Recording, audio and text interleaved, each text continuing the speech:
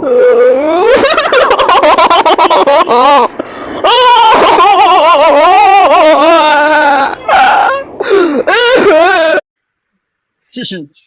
നമ്മളെ ജാസ്മിന്റെ വർത്താനൊന്നും ഇല്ലല്ലോ. യൂട്യൂബ് ചാനലിൽ കൂടെ ഞാൻ ലക്ഷങ്ങൾ സമ്പാദിച്ചെങ്ങാണ്ട് ബാപ്പാന്റെ കടക്ക വീട്ടാൻ പോയിട്ടുള്ള മോളെ പിന്നെ ആരും കണ്ടിട്ടില്ലല്ലോ.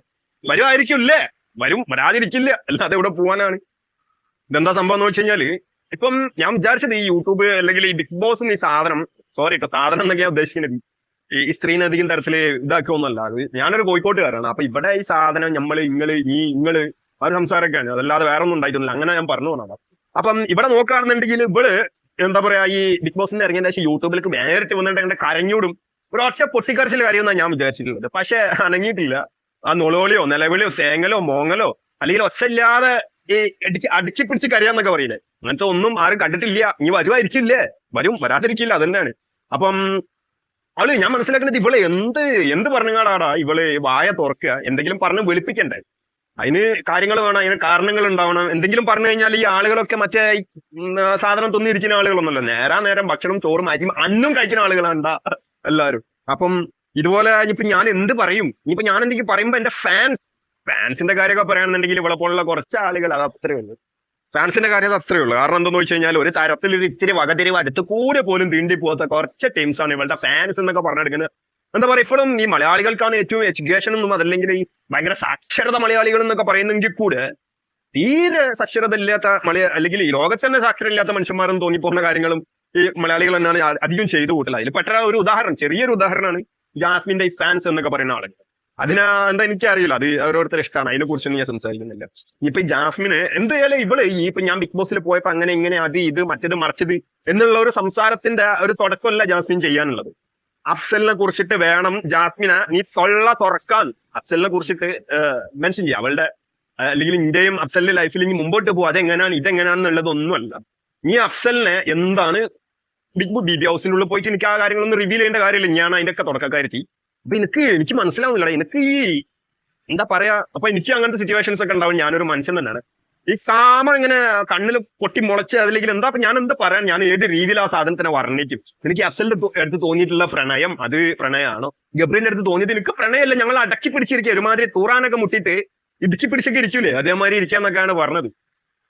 നിന്റെ പ്രണയം അതല്ലെങ്കിൽ നിന്റെ ഈ സ്നേഹം എന്നൊക്കെ പറയുന്നത് സത്യത്തിൽ അതിനൊക്കെ എന്തെങ്കിലും ആത്മാർത്ഥത ഉണ്ടോ എന്നൊക്കെ ചോദിച്ചു പോകേണ്ട മറ്റൊരു കാര്യം കൂടിയാണ്. കാരണം എന്താണെന്നോ, ഒരു ഇത്തിരി ഞാൻ പറഞ്ഞാൽ ചിലപ്പോൾ ഓവറായിപ്പോ, ഞാൻ അതാണ് അങ്ങനെയുള്ള കാര്യങ്ങളൊന്നും ഞാൻ സംസാരിച്ചത്. എന്താന്ന് പറയുക, ഇവൾക്ക് ഈ കാമം, പ്രേമം അല്ലെങ്കിൽ സ്നേഹം, ആത്മാർത്ഥത അല്ലെങ്കിൽ ഈ സമൂഹത്തിലുള്ള സഹജീവികളുടെ അടുത്തുള്ള ഒരു അനുകമ്പ, സിമ്പതി, ഇഷ്ടം അല്ലെങ്കിൽ എന്താ പറയാ, ഒന്നും ഇവർക്ക് അറിയില്ല. ഞാനൊരു കാര്യം കൂടി എടുത്ത് പറയുകയാണെന്നുണ്ടെങ്കിൽ ഇപ്പൊ മുന്നാണെങ്കിലും അഫ്സലാണെന്നുണ്ടെങ്കിലും അവരൊക്കെ പരമാവധി യൂസ് ചെയ്തിട്ടുണ്ട്, അത് സാമ്പത്തികപരമായിട്ടൊക്കെ യൂസ് ചെയ്തിട്ട് എന്നുള്ള രീതിയിലൊക്കെ അവരെന്താ പറയാതെ പറഞ്ഞിട്ടുള്ള വിഷയങ്ങളാണ്. പക്ഷെ അതൊന്നും ഇവര് ചോദ്യം ചെയ്യുന്നില്ല. ഇതിപ്പം ഈ അഫ്സല് മനിയാന്ന് ഏതോ പോലീസ് സ്റ്റേഷനിലൊക്കെ പോയി പൊട്ടി കരഞ്ഞ് തേങ്ങി മോങ്ങി എന്നൊക്കെയാണ് കുറെ ആളുകൾ പറഞ്ഞിട്ടുണ്ടാക്കുന്നത്. അപ്പം ഇവർക്ക് ഈ അഫ്സലിനാണെങ്കിലും ഈ പറയുന്ന മുന്നൊക്കെ ആണെങ്കിലും ഇവർക്കൊന്നും തീരെ ഉള്ളിപ്പില്ല, വെറും പാവാടകളാണ് ഇവർ. സത്യമായിട്ട് അങ്ങനെയല്ല, പാവാട പോലുള്ള ആളുകളാണ്. കാരണം ഇനിയിപ്പോ ഞാൻ എന്റെ പറഞ്ഞ അവർക്ക് ഇന്നെ കൊണ്ട് എന്തെങ്കിലും പ്രശ്നം ഉണ്ടാവും എന്നൊക്കെ വിചാരിച്ചിരിക്കുന്ന മാതിരി മഴവിൽ പൊട്ടച്ചികളാണ് ഈ അഫ്സൽ മുന്നേക്കാന്ന് എനിക്ക് തോന്നിയിട്ടുള്ളത്. കാരണം അതങ്ങനെ ആണല്ലോ.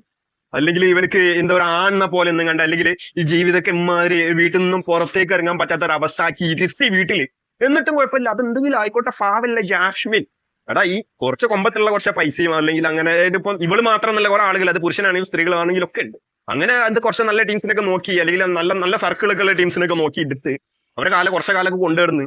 പിന്നെ ഒരുമാതിരി മറ്റേ അരക്കച്ചപ്പന്മാരി എടുത്ത് ഒരു ഒറ്റ ഏറിട്ടൊന്നും കാര്യമില്ലല്ലോ. അല്ലെങ്കിൽ ഇങ്ങനെയുള്ള ആളുകളുടെ ഈ കെണിയിലൊക്കെ വിടുമ്പോ മറ്റേ ഈ തൊലി നിറം അതല്ലെങ്കിൽ ഈ ഇളിച്ചുകാട്ടല്, ഭംഗി അതുപോലെ ഗ്ലാമറ്, ക്യൂട്ടസ്, ഈ സാധനങ്ങളൊക്കെ കണ്ട് കണ്ണ് മനുഷ്യ തുള്ളിച്ചാടി ഊഞ്ഞാലടി കളിക്കുന്ന പൊട്ടച്ചികളും പൊട്ടന്മാരെടുത്തും എനിക്ക് പറയണത് വെറും ഊമ്പലായി പോവുള്ളടാ. ഇപ്പൊ ഇതിപ്പോ ഒരു ഉദാഹരണം മാത്രമാണ്.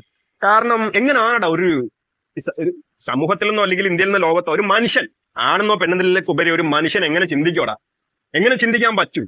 ഒരേ സമയം മറ്റൊരാളെടുത്ത് ഒരേ സമയം ഒരാളെ പ്രേമിക്കുന്നത്, അതേപോലെ തന്നെ ഒരു വികാരം അല്ലെങ്കിൽ അങ്ങനത്തെ ഒരു ഫീല് അതേസമയം തന്നെ വേറെ ആളെടുത്തും തോന്നുന്നത്. എനിക്ക് ഇതിനൊക്കെ തൊള്ള തുറക്കാനുണ്ട് ജാസ്മിന, എനിക്ക് പറ്റും ആ കാര്യത്തിനൊക്കെ ഒന്ന് തൊള്ള തുറന്ന് മെഴുകാനുണ്ട്. എന്റെ യൂട്യൂബ് ചാനലൊക്കെ ഈ മറ്റേ പാതാളത്തിലേക്ക് ഈ മറ്റേ യൂട്യൂബിന്റെ കമ്പനിക്കാരെന്നെ വലിച്ചെടുത്തു, എനിക്ക് മനസ്സിലാവുന്നില്ല.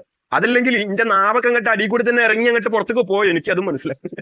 ഏതെന്നാലും ഇനി തൊള്ള തുറക്കുമല്ലോ ജാസ്മിന, അല്ലേ?